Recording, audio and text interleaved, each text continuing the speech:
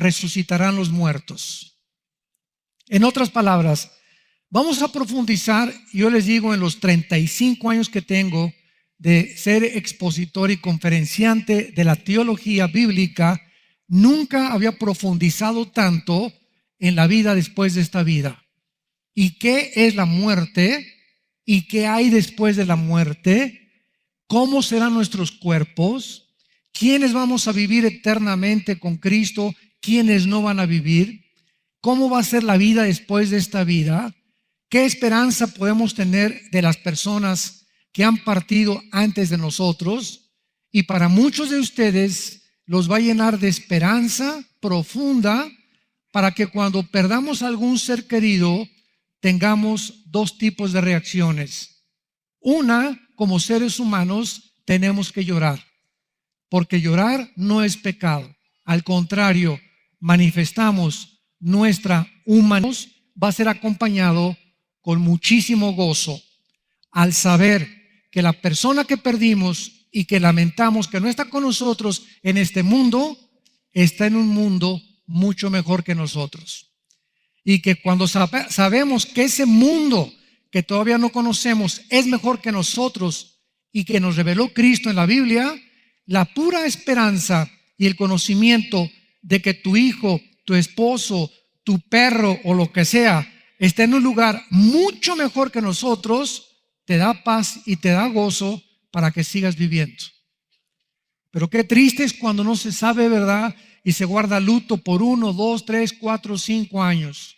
Esto es por la falta y la ignorancia que existe de la vida después de esta vida. Así que va a ser una conferencia, una serie maravillosa. Se los garantizo que nos va a llenar de mucho conocimiento acerca de qué hay de Elías en la primera carta a los Corintios, capítulo 15. Perdón, cuando dije tu perro, es que me adelanté. Muchas gentes me han dicho, Fido estará conmigo, hermano. Mi perrita Azucena estará conmigo en la otra vida, que se murió mi caballo, etcétera, etcétera. Lo único que les puedo adelantar es que va a haber animales. No sé si va a ser tu perro.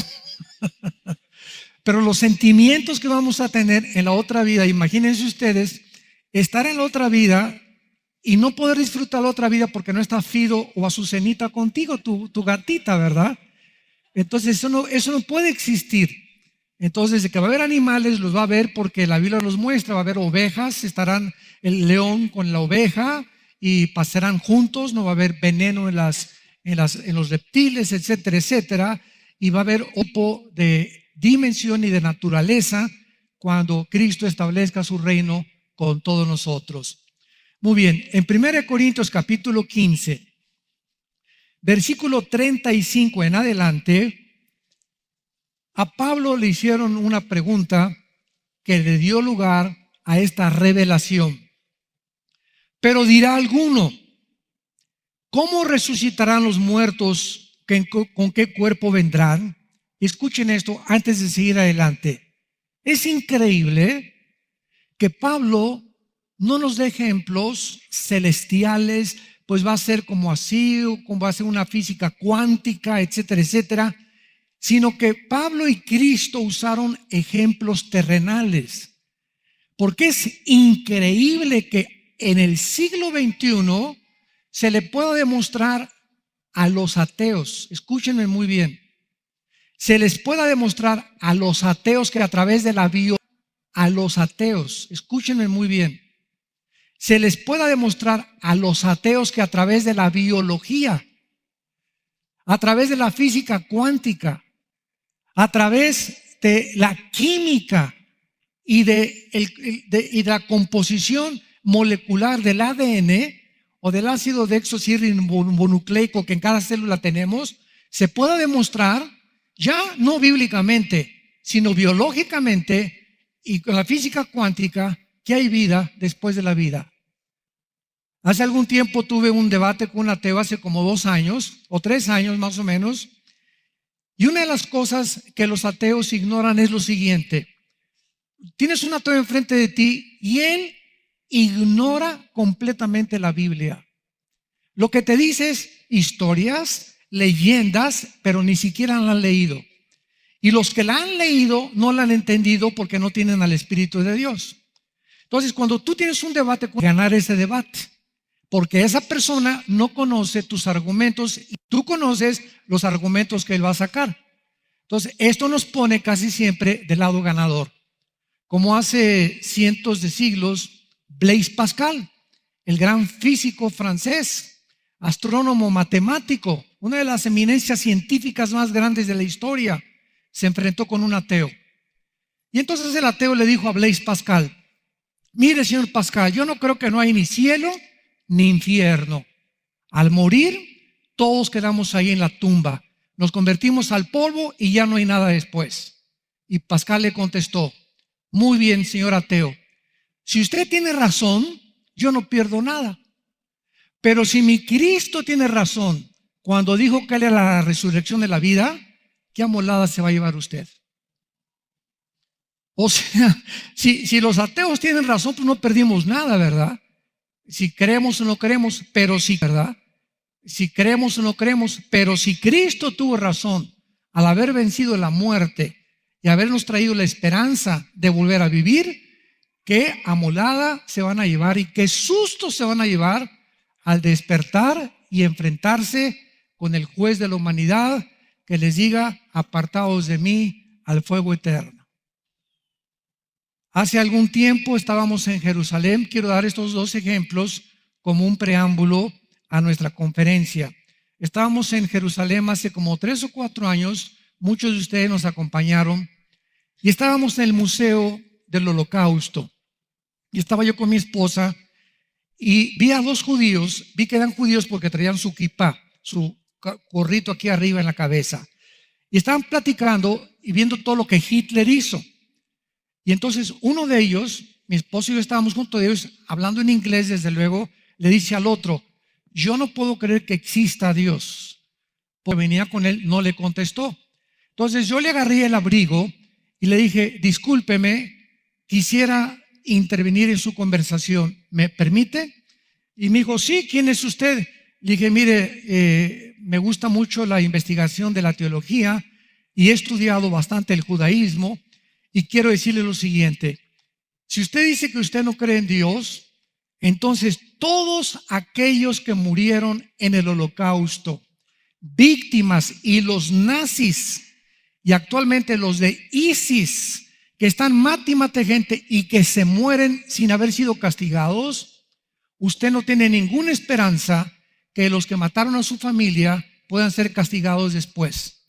Pero si usted cree en Dios, que es un Dios justo, entonces Dios tiene que castigar aún después de esta vida a los que en esta vida no fueron castigados. Y si Dios no castigara después de esta vida a los que se murieron sin castigo, entonces Dios tiene que castigar aún después de esta vida a los que en esta vida no fueron castigados.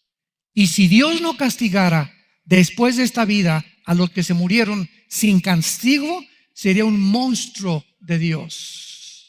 Sería un Dios sin ningún principio de ética ni de moral. Entonces él comenzó a derramar lágrimas y me dijo: quisiera creer en ese Dios. Le dije: ahí tienes la Torá. Ahí tienes en el Antiguo Testamento suficientes evidencias de la resurrección de los muertos. Qué maravilloso es poder morir como Pablo. Yo sé en quién he creído y sé que es fiel para guardar mi testimonio en aquel día. Yo sé en quién he corrido la buena batalla, he echado mano de la vida eterna, por lo tal me está guardada la corona de justicia. Qué triste es morir como murió Jean-Paul Sartre, el filósofo ateo en 1960, que antes de morir, padre del existencialismo, dijo que he proclamado que no existe. ¿Cómo es posible que yo, siendo filósofo, padre del existencialismo, haya gastado mi vida tratando de demostrar algo que no existe? Ahora me doy cuenta que ha sido una contradicción, porque encontré como un muro en mi vida donde me estrellé contra los pensamientos de Dios. O sea, antes de morir, Sartre estaba semi arrepentido y filosóficamente reconociendo que es imposible filosóficamente sostener que no hay Dios. José Stalin, el dictador de Rusia, de la Unión de Repúblicas Socialistas Soviéticas, durante años un asesino, mandó matar a su familia, etcétera, etcétera. Antes de morir, se acostó y comenzó a gritar: vienen los lobos, también a sus hijos, y se levantaba. Y antes de morir levantó el puño y dijo: es que ese Dios en el que yo no he creído me está aventando ahora sus demonios, y cayó muerto. Que yo no he creído me está aventando ahora sus demonios, y cayó muerto. Nos damos cuenta qué diferencia de la muerte de los ateos de la muerte de los que hemos creído en el Hijo de Dios. D.L. Moody, en la década de los 20, uno de los más grandes evangelistas en Estados Unidos. Moody, que su centro en Chicago se llama el Instituto Moody, que es el más prestigiado teológicamente, antes de morir se levantó de su cama y le dijo a su esposa: mi amor, aquí estoy vienen los ángeles por mí, y se acostó y durmió en paz. ¿Qué diferencia a lobos o ángeles, a demonios que vengan por ti, o a los ángeles de Dios que nos lleven a descansar eternamente con nuestro Creador? Y tú tienes esta vida y esta oportunidad de entregarle tu vida a Jesucristo y asegurarte, tal vez hoy en la noche, muchos de ustedes, Dios les ha hablado por última vez. Y Dios te ha traído esta conferencia para que comiences, vendrán. Y Pablo, vean el ejemplo que da. Necio, lo que tú siembras no se vivifica si no muere antes. Y lo que siembras no es el cuerpo que ha de salir, sino el grano desnudo, ya sea de trigo o de grano. Detengámonos. Necio, no te voy a hacer que un ángel se aparezca para demostrarte que había después de la vida. Ve la misma naturaleza. Una semilla, cuando tú la siembras, tiene un cuerpo. Y esa semilla trae un código genético escondido, un software para el idioma del siglo XXI, una información codificada para que cuando tú la siembres, esa semilla ya no es el cuerpo que enterraste, sino que se rompe y ahí se encuentra un árbol. Ahí se encuentra algo que va a crecer. Esa semilla ya no es el cuerpo que enterraste, sino que se rompe y ahí se encuentra un árbol. Ahí se encuentra algo que va a crecer completamente diferente al tamaño de lo que se sembró. Ahí se encuentra en cada semilla ese árbol que ves de 20, 30, 40, las palmeras. Esos árboles, ¿de dónde salieron? De algo insignificante de este tamaño, con la información para que ese árbol fuera de naranjas, el otro de uvas, el otro de mangos, de almendras, etcétera, etcétera. Pero todo, absolutamente lo que nosotros vemos en la naturaleza es exactamente igual. Cuando nosotros nos entierran un cuerpo ya viejito, cacle, los que lleguemos a los 80, 90, no sé cuántos años nos conceda Dios, el cuerpo, no importa lo que le hagan al cuerpo. Si te quieren enterrar y quieres hacer el mercantilismo de que te lleguen a llorar 3 o 4 días y un féretro con diamantes y con rubíes por todos lados, si eres tan tonto de hacer eso, que lo hagan. Porque es puro desperdicio, ¿verdad? Y si tú vas al entierro, no estás enterrando, escúchame muy bien, a nadie, porque él ya no está ahí. Ya no está en la caja. Desde que se muere no está en la ambulancia, ya no está en la caja. Todo eso nada más es forma del comercio en el que se ha hecho, ¿verdad? Ahora, claro que pues digo, si quieres ir al entierro no hay ningún problema, pero ya no está ahí, ya no está en el cajón, ya no lo abraces ahí en el cajón, mijito, papá o mamá, o ya no está ahí, ya no está ahí. En el momento que morimos vamos a ver que se nos salen 2 cosas del cuerpo y el cuerpo se lo comen los gusanos, o acabas en la panza de un tiburón, o quemado, o en un temblor. Hay miles de formas en las que el cuerpo va a terminar, pero el valor que tenemos dentro del cuerpo que lo vamos a ver, es el espíritu y el alma. Y entonces Cristo, así como a una semilla le da un nuevo cuerpo, y así como una mariposa se injerta en un árbol, el cocuyo, y se rompe y sale una mariposa, antes no era una mariposa, tenía un cuerpo diferente, y de ese cuerpo se queda ahí en el árbol y sale la mariposa preciosa con sus alas y con los colores, y se convierte en otro insecto completamente diferente. Así nosotros nos vamos a quedar ahí en el cajón pegados y salimos desde antes del cajón, y salimos a presentarnos con Dios. Y cuando venga la resurrección de los muertos, que vamos a estudiarlas, ¿cuántas resurrecciones hay? Hay más de 6 resurrecciones que vamos a ver. Entonces podremos decir, salimos de nuestra cárcel, porque este cuerpo, y vemos que los que se quedan, regresen por favor, quédense con nosotros cuando están felices de la vida, con sus panderos allá diciéndonos a nosotros, apúrense. Fíjate lo que es la perspectiva divina de la Biblia, ¿no? Oye, me habló el otro día una persona, oye, quiero que vengan a orar por mi mamá, estamos toda la familia desconsolada. ¿Cuántos años tiene mi mamá? Pues tiene 92 años. Y le dije, pues ya déjenla que se pinte. ¿Para qué quieren? ¿Para qué quieren que siga la pobre viejita aquí en este mundo? Pues es que, pues sí, porque queremos que sigan sufriendo aquí uno con nosotros en la tierra. Ya si se la quiere llevar a los 85, 90, 95 de edad, pues, gloria a Dios, ya mamacita, qué bueno, ya te fuiste, ya. Pero es la ignorancia que tenemos de la resurrección. 5, 90, 95 de edad, pues, gloria a Dios, ya mamacita, qué bueno, ya te fuiste, ya. Pero es la ignorancia que tenemos de la resurrección. Queremos que se queden aquí a seguir sufriendo con nosotros. Pero cuando sabemos que han partido a un mundo mucho mejor, trae gozo, esperanza y paz a nuestras almas. Muy bien, versículo 38, versículo 37. Lo que siembras no es el cuerpo que ha de salir, lo vamos a ver más tarde con más detalles, sino el grano desnudo, ya sea de trigo o de otro grano. Pero Dios le da el cuerpo como Él quiso, y a cada semilla su propio cuerpo. ¿Qué ley de la herencia y de la genética?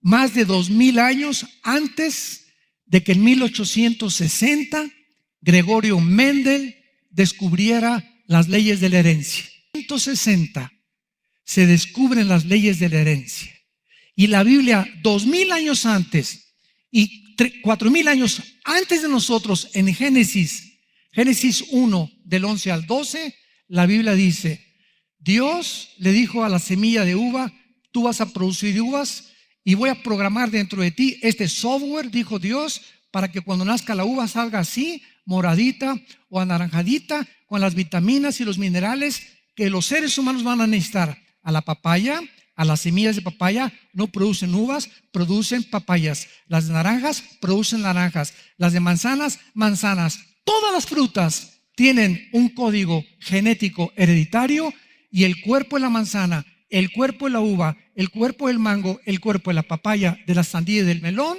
todas son absolutamente diferentes, y a todas las frutas Dios les dio ese cuerpo. ¿Y ese cuerpo de dónde salió? De una semilla. Y esa semilla es el cuerno, a las jirafas el cuello, a los tiburones lo que tienen las escamas y el sistema branquial de los peces, a nosotros para nuestro hábitat, a las cabras para poder sobrevivir en el monte, a las aves para que pudieran volar, que jamás hemos podido nosotros imitar a las aves. Dios le dio cuerpos a todas las cosas que existimos. Entonces, ¿de qué nos sorprende, como lo vamos a ver, que cuando muramos, Dios tiene el poder de darnos otro cuerpo? Y va a ser un cuerpo que no se va a parecer a John Travolta, ni a Madonna, ni a Tom Cruise, ¿verdad? Ni al más grande personaje, ni a Miss Universo. No se imaginan cómo vamos a ver en este estudio cómo los detalles de cómo va a ser nuestro cuerpo. Vamos a llevar calma. Versículo 38, Dios le dio el cuerpo que quiso y a cada semilla su propio cuerpo. No toda carne es la misma carne. Escuchen, toda carne es la misma carne. Escuchen, una es la de los hombres, otro cuerpo es el de las bestias, otro el de los peces y otra de las aves. El cuerpo del hombre fue diseñado para vivir no debajo del mar, ni en el aire, ni en la luna. Que andan hasta ahorita comprando boletos para pasar la luna de miel en la luna.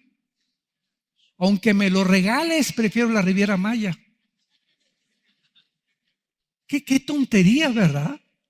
No vas a poder ni besar a tu esposa en la luna. Pero así es el hombre de loco, ¿verdad? Entonces, el cuerpo que nos dio Dios es para esta tierra, para este mundo, no para Marte, ni para la luna, ni mucho menos. Y esto es increíble, porque en Hechos 17, cuando Pablo se enfrentó a los griegos, a los filósofos, cuando Pablo se enfrentó a los griegos, a los filósofos griegos del año 150 antes de Cristo, en el Areópago, en Atenas, dice la Biblia que cuando Pablo entró a Atenas, los griegos tenían una estatua que le pusieron al Dios desconocido. Escuchen esto, Sócrates, Aristóteles, Platón creían en Dios. Y no me digas, señor ateo, si hay alguien que nos escucha, que eres más inteligente y mejor filósofo que los filósofos de la época de oro de la filosofía griega. Porque ellos, los filósofos de la época de oro de la filosofía, siguiendo la lógica, concluyeron que existía Dios. ¿Qué lógica siguieron? Escuchen esto. Dijo Sócrates, pienso, luego existo, luego vivo. Vivo, tiene que haber una causa. Esta causa no está en mí. Esta causa no está en mí. Esta causa trasciende mi persona. Esta causa, llámale como quieras. Unos que la fuerza, otros que Dios, otros que etcétera, etcétera. Pero tiene que haber alguien que inició el universo y que inició la vida.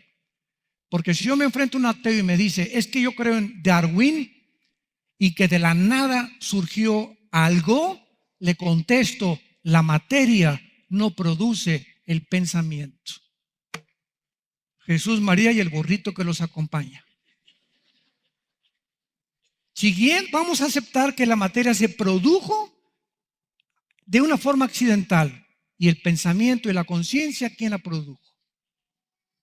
Y si fue toda una explosión, como dicen los ateos, que así comenzó el universo, ¿quién produjo esa chispa? Porque toda causa tiene un efecto si seguimos las leyes de la física. ¿Quién produjo esa chispa? Y de la nada, nunca. Entonces, esa es la razón por la cual filosóficamente el ateísmo es insostenible, tanto física como científica como filosóficamente. Pero la mayor parte de los que se proclaman ateos ni siquiera han considerado las evidencias de la Biblia y llegan a conclusiones. No hay Dios, como le dijo el otro día un ateo. ¿Y dónde lo buscaste? Le dije, es que mi maestro en la universidad. Pues eres de las personas que oyen rumores, oyen chismes, oyen esto y crees todo lo que te dicen, sin que tú personalmente verifiques si la información que te han dado es verdad. Entonces, si tú me dices que eres ateo, te digo que eres omnisciente. ¿Qué significa esto? Que todo lo sabes. Porque al decirme no hay Dios, significa que ya conoces toda la física, toda la biología, toda la teología, toda la ciencia, toda la química, y después de conocer todo y el universo, ya saliste y lo buscaste allá en las otras galaxias, como Gagarin, el piloto ruso, cuando lanzaron el primer satélite de los rusos, dijo, no encuentro a Dios. Y cuando regresó a la tierra le contestaron, es que Dios no está presente. Dios está en el corazón de cada persona que le ha aceptado. Y si lo quieres encontrar, lo buscarás y lo encontrarás, porque lo buscarás con todo tu corazón. Entonces, Alberto Einstein, en 1944, escuchen esto, lo que dijo el científico, físico, matemático, considerado el más grande, con el coeficiente intelectual más grande del siglo XX. Einstein dijo, la conquista del espacio es imposible. Se lo dijo al presidente Roosevelt de Estados Unidos. El presidente Roosevelt le preguntó, él dijo, ¿por qué? Y Einstein contestó, por la velocidad y por el tiempo. Y entonces escribió su fórmula E igual a mc al cuadrado. La energía. Y Einstein contestó, por la velocidad y por el tiempo. Y entonces escribió su fórmula E igual a mc al cuadrado.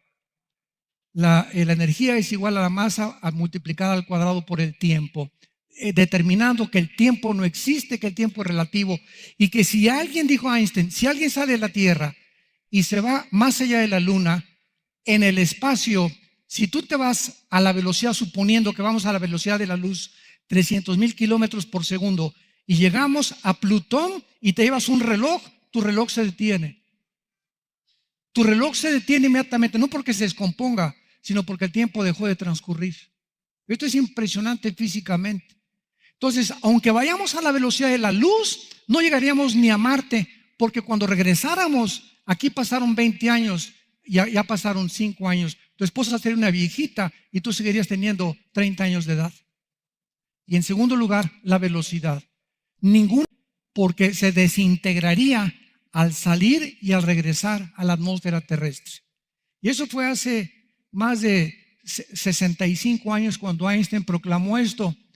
Pablo en Hechos 17 a los griegos les dijo, el Dios que hizo el cielo y las estrellas ha determinado que vivamos en este mundo y nos puso en este mundo y de una sangre hizo a todos los seres humanos para que habitemos sobre la faz de la tierra, no en la luna, no en Marte, no en Júpiter. Qué impresionante que los sueños de conquistar el espacio nunca se van a poder realizar. El otro día que fui a ver la película La Guerra de las Galaxias, la última, salí pensando y le dije a mi esposa, esta película solo me dice algo, aunque llegáramos a, existiendo la posibilidad de que llegáramos a conquistar como la Guerra de las Galaxias, mundo contra mundo, universo contra universo, siempre veremos la lucha entre el bien y entre el mal. Galaxias ocupadas por extraterrestres contra unos que se rebelan y siempre encontramos este conflicto. Y si es así, la muerte de Cristo fue un desperdicio, porque tendría que morir Cristo por otras personas que murieron en otros universos. Jesús, María y José. Versículo 40. Y hay cuerpos celestiales, los ángeles. ¿Cómo son los cuerpos de los ángeles? La Biblia nos los dice. Cuando Cristo resucita, ¿qué cuerpo tenía Jesús? Era un cuerpo que estaban todos los discípulos juntos orando y Tomás, no, a mí no me vengan con que Nostradamus y que Walter Mercado y que a mí no me vengan con cosas ya.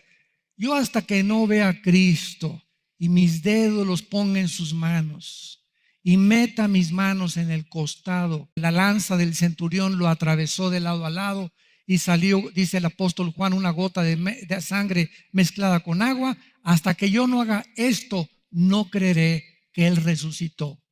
Y en eso Cristo entra al cuarto que tenían como con 5 llaves, porque estaban asustadísimos que los romanos pudieran continuar con esta persecución para crucificarlos a ellos. Y Cristo atraviesa las paredes.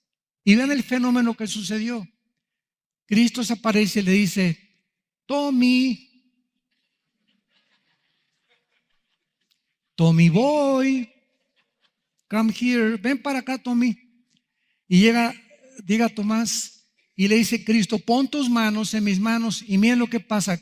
Tomás se acerca y pone las manos en las manos con el hoyo que Cristo mantenía de los clavos. Pero lo interesante es que cuando Tomás toca la mano, toca algo en las manos con el hoyo que Cristo mantenía de los clavos. Pero lo interesante es que cuando Tomás toca la mano, toca algo sólido. No hace esto. Toca algo sólido. Y cuando mete la mano en el costado, toca algo sólido. ¿De qué nos habla este fenómeno? Que el nuevo cuerpo de Cristo, igual al que tienen los ángeles, puede materializarse y desmaterializarse a voluntad. Ahorita, ¿por qué no puedo hacerle yo a este púlpito ¡tas! Y que atraviese mi mano? Porque la composición atómica que compone esta madera es más gruesa que los átomos que componen mi mano. Y ahora las partículas más microscópicas que los físicos, los cuarzos que han descubierto los mismos físicos, están determinando que no existe la materia, porque aún en las cosas más pequeñas hay espacios, partículas que no conocemos y que las conocemos simplemente por el reflejo de la luz.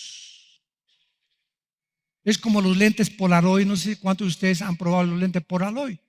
Vas a un estudio oftalmológico de lentes y te dice la persona que te los vende: estos lentes Ray-Ban son Polaroid, estos no son Polaroid. Ah, caray, ¿y cuál es la diferencia? Entonces te ponen una hoja a colores y te ponen los Polaroid y ves los colores. Y sin los Polaroid no los ves, porque el material con el que componen el espejo de los lentes hace posible que puedas ver las cosas diferente o con más claridad. Así es exactamente en el mundo espiritual también. Entonces, los cuerpos de los ángeles, el cuerpo de Cristo, se pudo atravesar las paredes. La composición química del cuerpo de Cristo ya no estaba sujeta a las leyes físicas y a las 4 dimensiones en que vivimos. Y a las 4 dimensiones en que vivimos. Todos sabemos que vivimos en 4 dimensiones, ¿verdad? Alto, bajo, ancho. Y la 4ª dimensión la descubrió Einstein, el tiempo. Pero hay otra dimensión espiritual, la 5ª dimensión espiritual, que es donde están nuestros pensamientos. Nuestros pensamientos no forman parte del cerebro. El cerebro es como un robot. El cerebro no produce los pensamientos. Los pensamientos trascienden la materia que está componiendo mi cerebro. Los pensamientos están ubicados en otro mundo, en el mundo espiritual.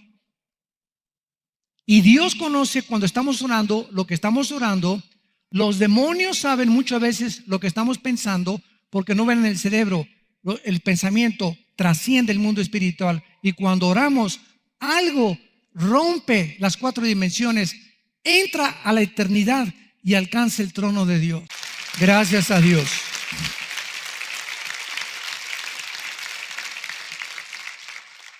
Y terminamos con esta introducción. Versículo 40, hay cuerpos celestiales, hay cuerpos terrenales, o sea, los ángeles son diferentes.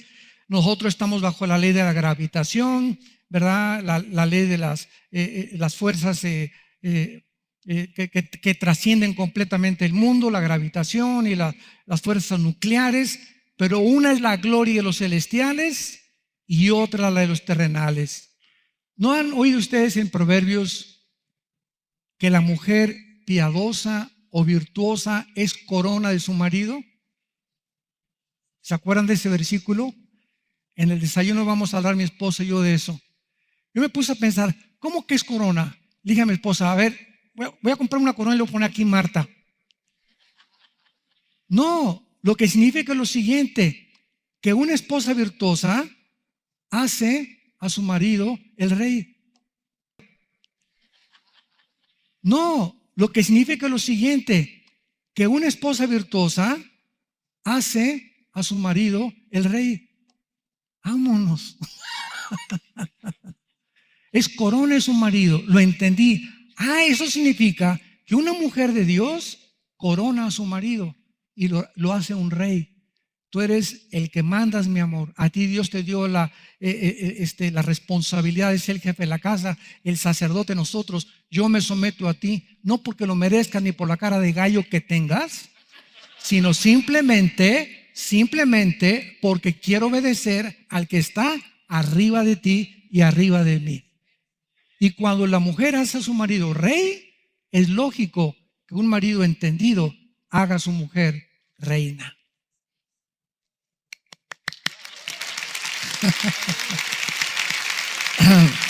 Muy bien. Y en el versículo 41 dice, una es la gloria del sol, otra es la luna, ¿verdad? El sol lo vemos espectacular, unas puestas de sol impresionantes que manifiesta. Y la luna, y nomás de vez en cuando su brillito, ¿verdad? Se ve bonita cuando está llena y se ve así nomás como una aureola de luz alrededor de la luna y todo lo demás es oscuridad, ¿verdad? No se compara la luna con el sol. Y hay estrellas mucho más brillosas que otras brillosas. Nos lleva Dios al universo. Y las estrellas también, una tiene una gloria y otra gloria. Así también en la resurrección de los muertos.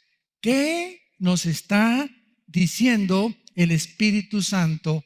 Que cuando resucitemos, Pancho va a brillar más que Carlos. Anita va a brillar más que Anastasia. Que en la otra vida va a haber cristianos que van a tener más gloria que otros. Estaremos todos con Cristo, pero así como Cristo nos está mostrando que hay soles y que hay estrellas, hay cristianos que se santificaron más y que fueron más fieles durante el corto tiempo que tenemos aquí de vida que otros cristianos. Ellos, Dios sería injusto de pagarnos a todos igual. En la resurrección de los muertos, unos brillarán más que otros, como lo vamos a ver a continuación. Así en la resurrección de los muertos, se siembra en corrupción, resucitará en corrupción. Vayamos rápidamente a Daniel capítulo 12, para todo respaldarlo con la Biblia, versículo 2. Dice el Espíritu Santo, hablando de la resurrección de los judíos antes de Cristo. No todos, noten esto, ¿verdad? Vamos a ver que la resurrección no va a ser igual. Va a haber diferentes resurrecciones en diferentes tiempos. Lo vamos a ver ahorita. Muchos de los que duermen en el polvo serán despertados, unos para vida eterna y otros ¿para qué? Para vergüenza y confusión perpetua. Los entendidos, nada más los entendidos, los que entendieron cuál fue la voluntad de Dios y la santificación para sus vidas, resplandecerán como el firmamento. Y los que enseñan la justicia, aún los que fueron maestros y discipularon y enseñaron la palabra de Dios, todavía más gloria, como las estrellas a perpetua eternidad. ¿Ven los diferentes tipos de brillo y de gloria que va a haber en la resurrección? ¿Ven los diferentes tipos de brillo y de gloria que va a haber en la resurrección de los muertos? Por lo cual dice la Biblia, estad firmes y constantes, sabiendo que vuestro trabajo en el Señor no es en vano. 1 Corintios capítulo 15.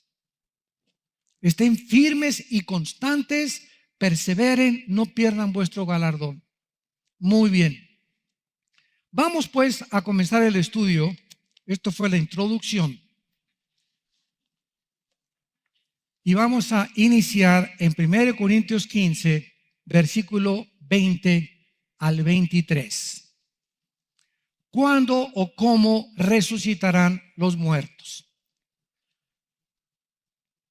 Para poder sentar una base teológica de esta conferencia y de esta serie, número uno tenemos que entender, vamos a comenzar desde la A, que en la resurrección de los muertos, habrá un orden.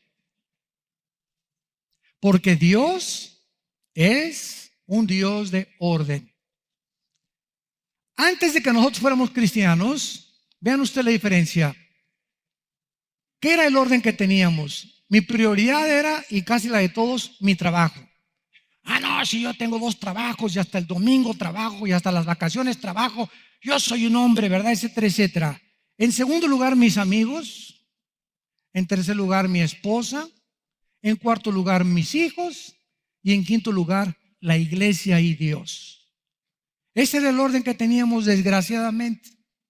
Y cuando venimos a Cristo, lo primero que Dios trata de establecer en los seres humanos, que nos hemos sometido a su guía y a su dirección, es que Dios me dice: Armando, desde aquí en adelante, desde que entres a esta escuela, te voy a comer el secreto para que siempre te vaya bien, como mi hijo y como mi hija que son. Si tú me buscas primero, busca primeramente el reino de Dios y su justicia. Si tú me buscas en las mañanas, a mí primero. Si tú te levantas y estableces un orden, y escuchen, para establecer un orden necesitamos disciplina, ¿verdad? Sin disciplina no establecemos ningún orden. Si te levantas a la hora que quieres, eres una persona indisciplinada, nunca alcanzarás nada. Entonces, si tú te disciplinas y diario te levantas y me pones a mí en primer lugar, y antes de acostarte lees la palabra de Dios y tratas de memorizar lo más que puedas de mi palabra, todas las cosas de tu vida, la escuela de tus hijos, tus vacaciones, tu trabajo, tu salud, déjamelo bajo mi responsabilidad. Y Dios no puede mentir.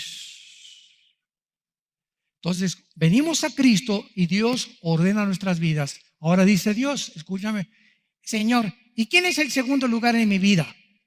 Ok, Armando, después de que me pongas a mí en primer lugar, tu segunda prioridad es tu esposa.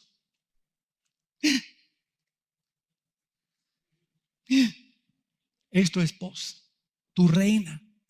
Mis hijos no, tu esposa. Mis hijos los quiero más, pues cambia la prioridad. Yo soy el que pongo el orden. Si tú pones a tu esposa como segunda prioridad antes que el ministerio,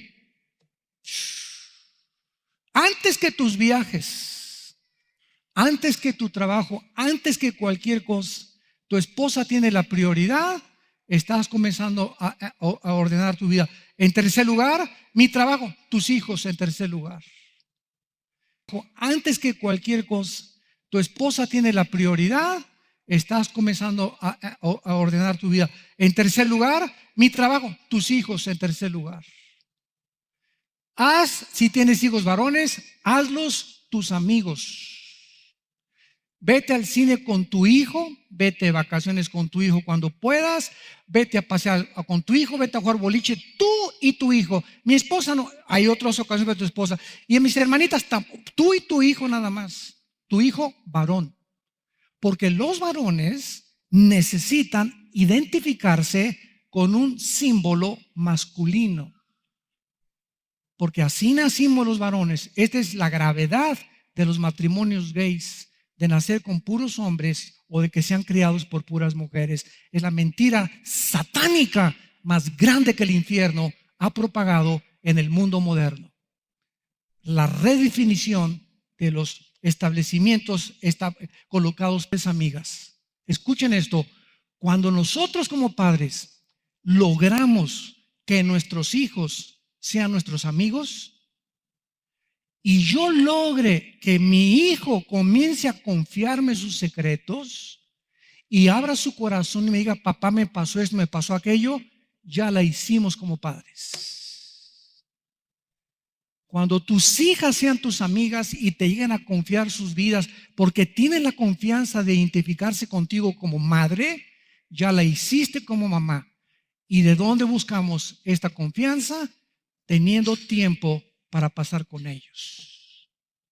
Si tú no tienes tiempo para pasar con tus hijas y con tus hijos, ni ir al boliche con tu hijo, ni al cine con tu hijo, ni a Chapultepec con tu hijo, ni llevártelo de vez en cuando y en la noche meterte a su cuarto: hijo, ¿cómo te fue? Te sientas con él, ábreme tu corazón. Nuestros hijos nos ven a los ojos. Yo le digo a mi hijo Caleb, ¿verdad? ¿Cómo te fue, Caleb? Bien, papá. Hijo Caleb, ¿verdad?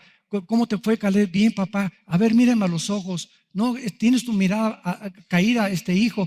No, papá, no me engañes. Dime qué te pasa. Soy tu mejor amigo. Confía en mí. Y comienzan así a reaccionar los hijos como diciendo, ¿de veras? Claro que sí, y no me asusto de nada de lo que me vayas a decir. Para eso soy tu padre y soy tu hijo y estoy para ayudarte, y si has caído en un problema y tienes un problema o lo que sea, para eso estoy, hijo. Nunca te voy a dejar, nunca te voy a desamparar, no importa lo que hagas, que te metan a la cárcel, que caigas en drogas, que caigas en alcohol, siempre serán nuestros hijos. Siempre, no estaremos de acuerdo en lo que hacen, pero jamás los podemos abandonar. Cuando hagamos eso, Dios nos bendice. El hijo pródigo, ¿se acuerdan? Papá, ahí nos veamos, viejo. Échame la lana, los dulces, el camarón. Me voy. Aquí está, hijo, ahí está tu herencia. Y allá se fue el hijo, nunca lo dejó de amar. Es el camino que ha tomado equivocadamente, desperdició su vida, acabó alimentando los puercos y regresó, y el padre estaba con un bate de béisbol esperándolo. ¿Eso dice la Biblia? Él estaba con los brazos abiertos. Hijo mío, siempre te he esperado que regresaras arrepentido. Vamos a hacer una fiesta, mi hijo se perdió, vamos a celebrarlo. ¿Y saben quiénes son los fariseos del siglo XXI? El otro hermano que se quedó en casa. El hijo que se quedó en casa, ay papá, yo nunca he hecho nada, yo siempre iba a misa contigo, yo siempre he sido bueno, y mi hijo que fue borracho, parrandero y jugador, ahora que regresa, le das fiesta y a mí jamás me has hecho fiesta. Y el padre le contesta, es que él estaba perdido y ahora ha sido encontrado. Y eso es lo que pasa con el mundo, ¿verdad? No, esa persona fue un drogadicto, esa persona estas cosas, y tú tienes cara de borracho. Y eso es lo que pasa con el mundo, ¿verdad? No, esa persona fue un drogadicto, esa persona estas cosas, y tú tienes cara de borracho, parrandero y jugador también. Y a todos nos perdonó Dios. ¿Con qué cara podemos poner el dedo? A nadie. A nadie, cuando Dios nos ha restaurado a todos.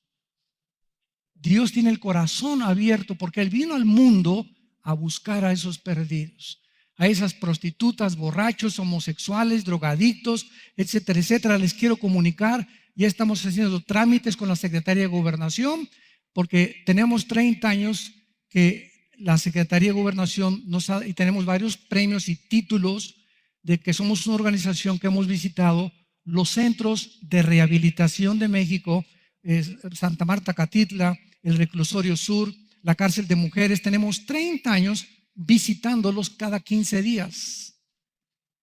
Y el gobierno ha reconocido que los centros de plano de Almoloya de Juárez, de donde saliste tú, no nos han dejado entrar ahí. Ha estado restringido, y parece ser que en este gobierno se van a comenzar a abrir las puertas. Desde luego, ¿verdad? Creo que la integridad con la que nos hemos manejado en 35 años nos va a ayudar para que se den cuenta, ¿verdad?, que realmente tenemos fruto de gente drogadicta, expresidiarios que han rehabilitado su vida, y muchos de ustedes, no doy sus nombres, están en esta iglesia. Entonces, oren porque queremos visitar al Chapo. Estoy hablando en serio, ¿eh? Cuando yo lo vi en la televisión, yo solamente pensé algo, y me dijo algo mi esposa que me dio escalofríos. Él no es peor que cualquiera de los que estamos aquí afuera. Tal vez sí, que depende de lo que te digo. Él, ¿verdad? Todavía los de ISIS, que ya no son seres humanos, pero esta persona que nació en un rancho y que dice que comenzó a sembrar maíz y que lo único que puede hacer era vender marihuana para sostenerse, y se convirtió en lo que se convirtió, ¿verdad? Nadie puede decir, ese hombre no tiene perdón de Dios. Cuida lo que tú dices, porque Dios vino para personas como esas, los más graves pecadores.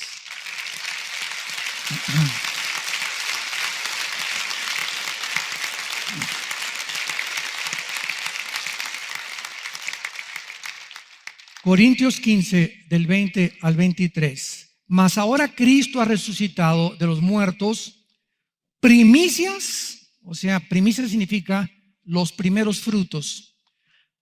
Cristo es el primer fruto de los que durmieron es hecho. Nos detenemos ahí. Cristo es la primera persona en la historia que ha muerto y ha resucitado. En el Antiguo Testamento hubo resurrecciones, pero volvieron a morir.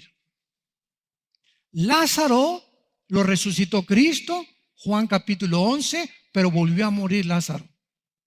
Eran ejemplos nada más.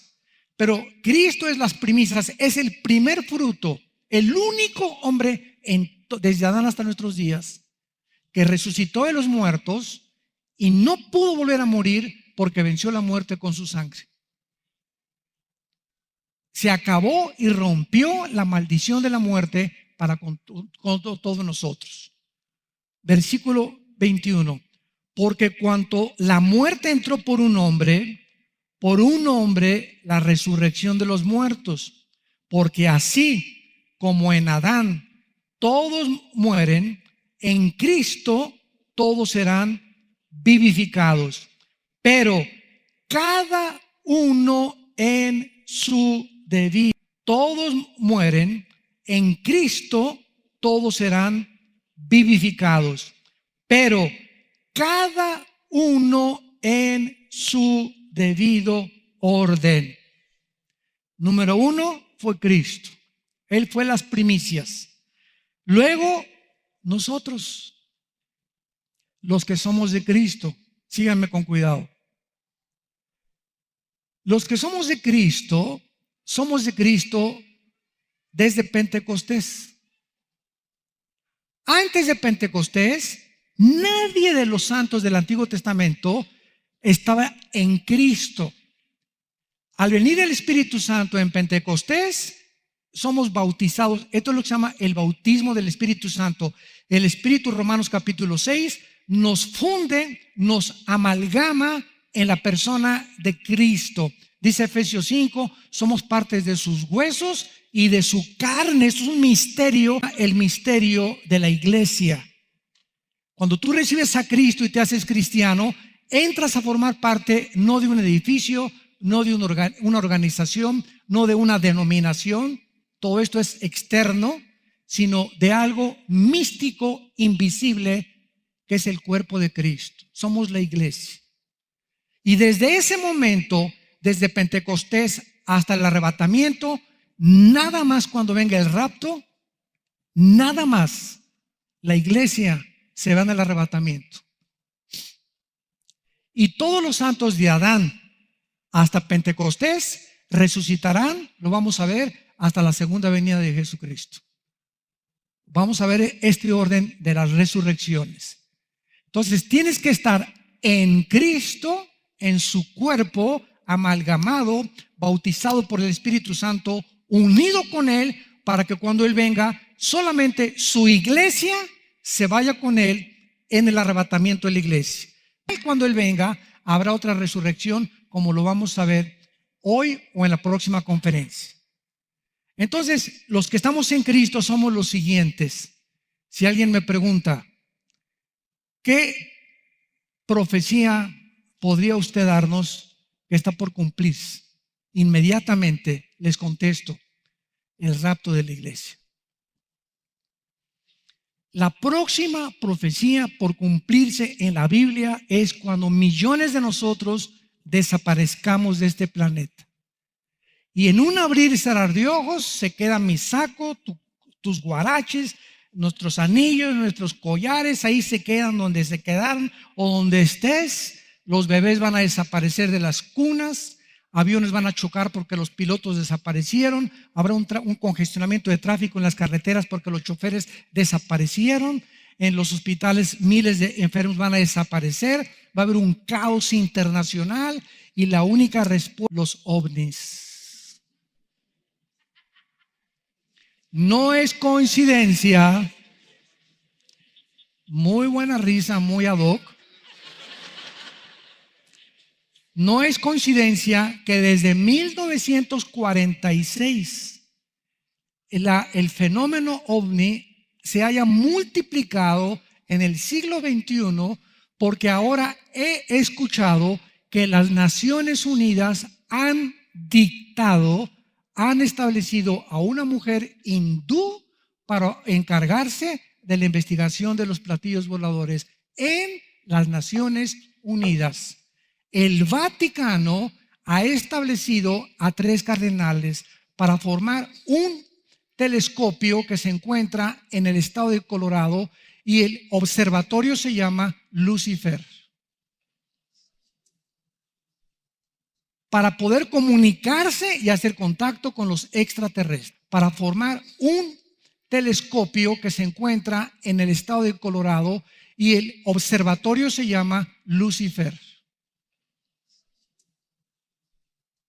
Para poder comunicarse y hacer contacto con los extraterrestres. Y cada vez aumenta más el fenómeno ovni. Cuando alguien me preguntó, ¿por qué los cristianos no creen en los ovnis? Dije, yo jamás he dicho que yo no creo en los ovnis. Me has malentendido. Nada más que no les llamamos ovnis, les llamamos ovis. ¿Por qué? Porque ovni es objeto volador no identificado. Y nosotros le llamamos objetos voladores identificados. No se puede negar ese fenómeno. Hay falsificaciones, desde luego, pero hay documentales y fotos que son reales. Y pilotos que han tenido contacto y les ha descompuesto sus aparatos electrónicos y todo. Pero cuando venimos a la Biblia, venir la materia y desmaterializarse también y materializar la energía. Entonces, ¿quién se encuentra detrás del fenómeno ovni? No son marcianos, sí son extraterrestres, pero la Biblia les llama ángeles caídos, al servicio de Satanás, para crear confusión en el planeta Tierra y engañar a los que no quisieron aceptar el conocimiento de la verdad y creen que ellos van a venir y nos van a rescatar. Y estoy segurísimo que independientemente que el anticristo va a ser un clon, porque tiene que ser un híbrido el anticristo para imitar el nacimiento de Jesús, el anticristo va a tener poderes extraterrestres otorgados por Satanás. Y el conflicto de Europa ahorita, la crisis económica de Europa tan grande que hay ahorita, donde millones de refugiados, 1,5 millones, Alemania abrió sus puertas, donde la gente está harta ya. ¿Por qué abrimos las puertas? Están violando a nuestras mujeres, etcétera, etcétera. Esta crisis ennoblece que no tiene solución, donde mientras continúe la guerra en el Medio Oriente, el éxodo de refugiados va a continuar. En 15 años Europa es un continente musulmán, porque ahorita por cada europeo nacen 8 musulmanes. Como conejas las musulmanes se reproducen. Por cada europeo 8 musulmanes se reproducen, porque los europeos ya no quieren tener hijos. En 15 años Europa es un continente musulmán. En esta crisis de pobreza, de economía, de refugiados, donde pleitos, guerras, ya no hay, Estados Unidos ya no defiende Europa, se quedan aislados, se tienen que unir con Rusia, se tienen que unir con China, etcétera, etcétera. Es aquí mismo donde surgen los anticristos, los líderes como Adolfo Hitler. Después de la Segunda Guerra Mundial, hace miles de empleos y se levanta Alemania. Heil Hitler, tú eres el hombre que estábamos esperando. No importa tu moral, no importa nada, solamente levanta la economía. Y así el anticristo hará que el mundo caiga de rodillas ante él por las soluciones extra sobrenaturales que va a implantar en Europa y en el Medio Oriente, uniendo el Medio Oriente con Europa, cosa que hasta ahorita nadie ha podido lograr, la paz entre los árabes y los judíos. El anticristo lo logrará y el mundo se rendirá a sus pies, pero nosotros ya no estamos aquí. ¿Estás tú preparado para encontrarte con Dios? Prepárate desde esta mañana. Oremos.